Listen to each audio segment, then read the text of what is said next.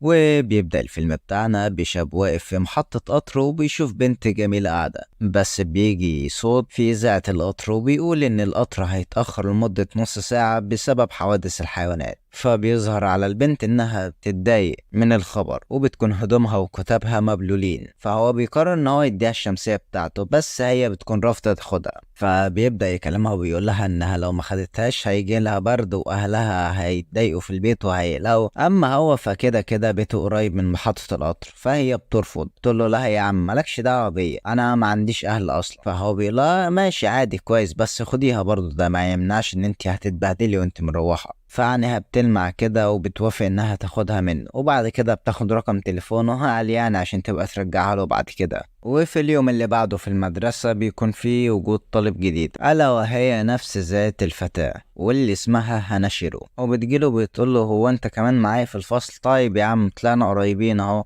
هبقى اجيب لك الشمسيه بتاعتك بكره. بس لما بيجي وقت الاستراحه والطلاب بيحاولوا انهم يكلموها، ما بتكونش مديه وش لاي حد حرفيا، وبتكون ملامحها كلها بارده في قمه البرود حرفيا، لحد ما بتجيلها المتنمره بتاعه الفصل وبتقول لها يعني ما بقالكيش يوم معانا في الفصل وقاعده بتتكبر على العيال؟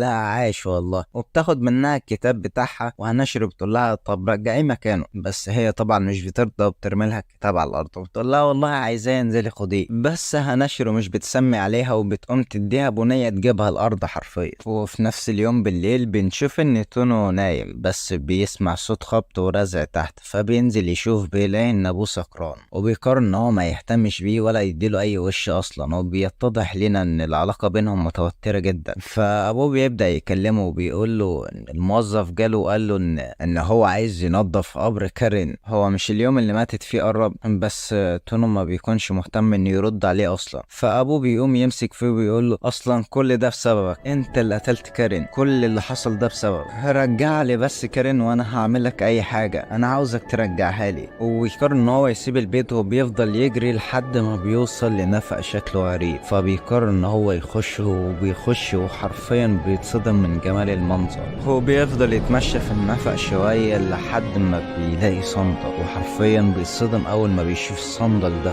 وأول ما بيمسكه بيعرف إن ده صندل كارين أخته اللي ماتت من سنين. وبيتصدم وبيفضل يجري في النفق لحد ما بيلاقي عصفور جه عليه، فبيمسكه كده ويقول هو إيه اللي جاب عصفور هنا. بس بيتصدم لما بيلاقي العصفور ده بيغني نفس الأغنية اللي هو وأخته كانوا معلمينها للعصفور بتاعه زمان، هو المفروض إن العصفور بتاعه برضه ميت من زمان. فبيستوعب إن هو بقى في نفق أوراشيما، وبيقرر إن هو يخرج بسرعة. هو بياخد العصفور معاه البيت وبيقول هو مش المفروض إن هو كان ميت، ده حتى هو نفس اللون، هو نفس الشكل، وهي نفس الأغنية اللي أنا وكارين كتبناها وعلمناها له. بس بيعمل دوشة كده، فأبوه بيسمع صوت، هو بيطلع له بسرعة وبياخده في حضنه وبيقول له معلش بقى يا عم سامحنا على اللي أنا عملته، أنا في اليوم ده كنت سكران يعني ما كنتش دريان بالدنيا. قول لي بس قول لي أنت بقيت عايش فين؟ أنت رحت لطوكيو ولا عشت في أي مدينة؟ فكاورو بيقول له لا يا عم ده أنا رحت بس اتمشيت شوية كده ورجعت تاني. ويقول له انت عبيط ولا ايه؟ انت بقالك اسبوع غايب عن البيت كل ده وبتقنعني ان انت قاعد بتتمشى؟ لو مشيت تاني من البيت لمدة اسبوع ما تزعلش مني من اللي هيحصل. فكاورو بيستغرب جدا وبيفتح تليفونه بيلاقي ان فعلا عدى اسبوع. وبيروح المدرسة تاني يوم واصحابه بيقولوا ايه يا عم فينك يا عم غايب بقالك اسبوع؟ فهو بيقول لهم لا يا كنت تعبان شوية يعني وكده ولسه جاي اهو. وهنشر وبتجيله بتقول له يا عم اخيرا جيت، اديك الشمسية بتاعتك امتى؟ هتيجي بكرة؟ هو بيقول لها جاي ان شاء الله. تقول له خلصانة، يبقى هجيلك بكرة اديك الشمسية بتاعتك لانها مقرفة. وهو مروح ما بيروحش على البيت على طول، بيقرر ان هو يرجع تاني لنفق اوراشيما. هو لما بيدخل للنفق وبيقعد يبص شوية يقول ده فعلا نفق أورشيما، معنى كده ان انا اقدر ارجع كارين دلوقتي، اقدر ارجع كارين في اي وقت، انا لازم ارجع كارين. هو لسه هيمشي بس بيلاقي هناشر وراه وتقول له هو احنا فين يا عم؟ فبيبص لها وبيقول لها يلا نخرج من هنا بسرعه، وبيشد ايدها وبيخرجوا بسرعه وبيلاقوا ان الليل جه. فهي بتستغرب جدا وبتقول له ايه الهبل اللي بيحصل ده؟ انت لازم تشرح لي كل حاجه. فهو بيبدا يشرح لها كل حاجه، وان ده نفق اوراشيما، نفق الامنيات اللي حرفيا بيحقق لك اي امنيه انت تتخيلها، ولكن في مقابل عمرك، بمعنى انك لما تخش اي وقت هتقضيه قصير جوه، سواء قضيت ثانية 2 فالوقت بره بيعدي بسرعة جدا بالنسبة للوقت جوه. يعني لو انت جوه مثلا قضيت سنة، فممكن بره يكون 10,000 20,000 100,000 سنة تقريبا. فهي بتقول له تمام اوي يا معلم، اكيد يعني ليك امنية واكيد كل واحد ليه امنية، ايه رايك نشتغل مع بعض في اننا نعرف اكتر عن النفق ده ونعرف اسرار النفق ده، بحيث ان كل واحد يحقق امنية. هو بيقول له ماله يعني، انا كده كده فاضي. وهو فعلا في تاني يوم بيبداوا مهمة اكتشاف خفايا واسرار النفق ده، او بيبداوا ان هم يتكلموا مكالمة تليفون، وتونو هيخش النفق وهيبدا ان هو يمشي فيه، وهما الاتنين هيفضلوا يتكلموا. واول ما المكالمة تقطع ده معناه ان دي النقطة اللي هيتغير فيها الزمن، وفعلا بيقدروا انهم يكتشفوا النقطة دي فين. وبعدين بدأوا انهم كل يوم يفضلوا يعملوا الموضوع ده لحد ما يعرفوا الوقت بالظبط جوه بيعدي بره قد ايه. يعني بكل اختصار 3 ثواني بتعدي زي الساعتين. يعني باختصار الساعة الواحدة في نفق أوروشيما ب100 يوم في العالم الواقعي. يعني اليوم الواحد هناك ب6 سنين ونص. بدأوا يجربوا طريقة تانية، وهي انهم يبعتوا رسائل، بس برضه بنيجي عند نفس النقطة والرسائل بتقطع. فبيقرروا انهم يجربوا حاجة مختلفة، وهم انهم هما الاتنين يخشوا النفق، بس تونو هيعدي النقطة وهناشرو هتفضل قبل النقطة على طول، بحيث انهم يبعتوا رسائل لبعض ويشوفوا الرسائل دي هتوصل ولا لا.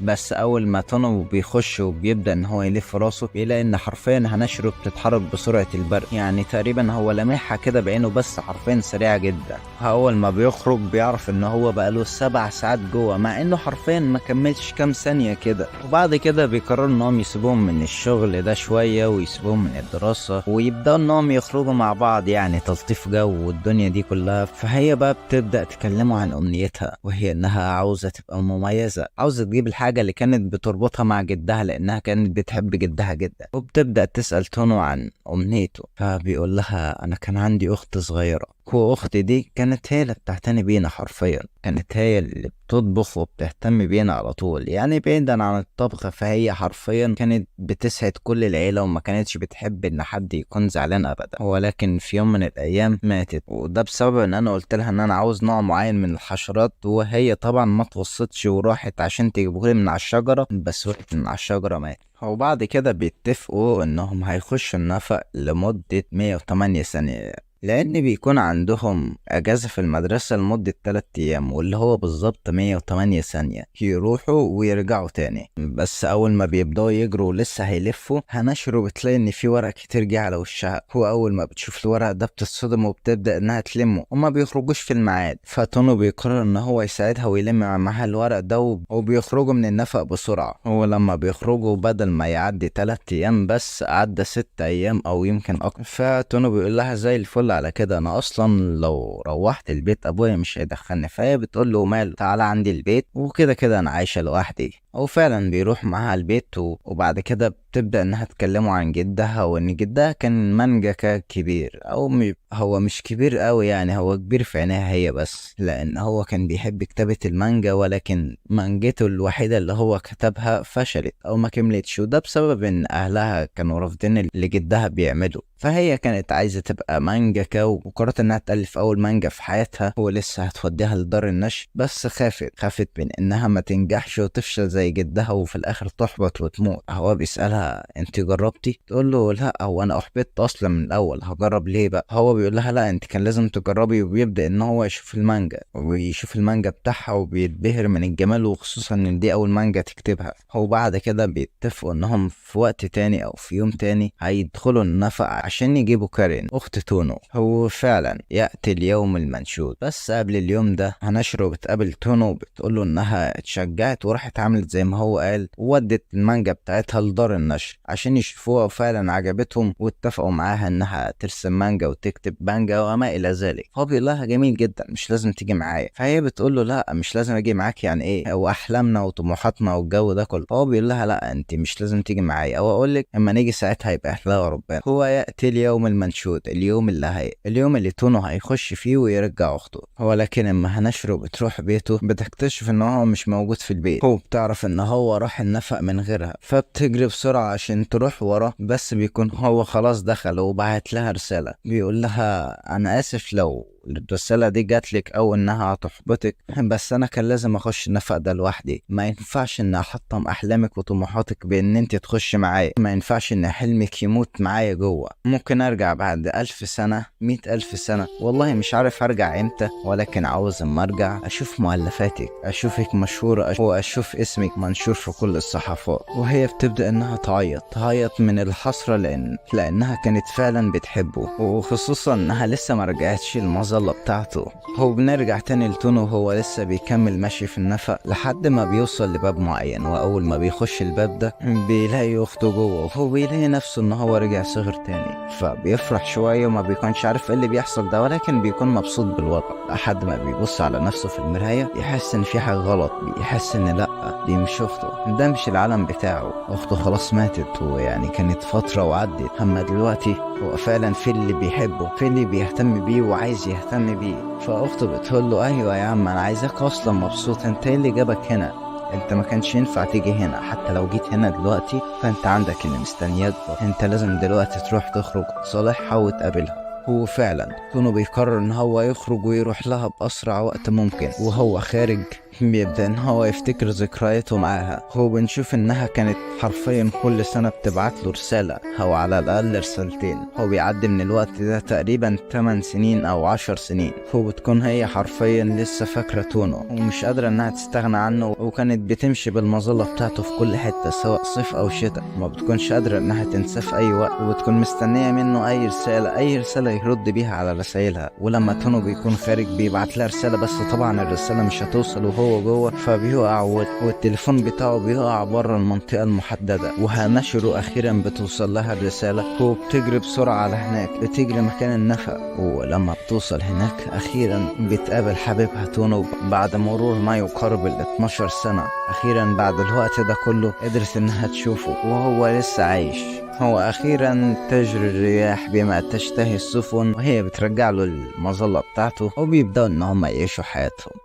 وبس كده نكون خلصنا الفيلم بتاع النهاردة، واستنونا في فيديو جاي. سلام.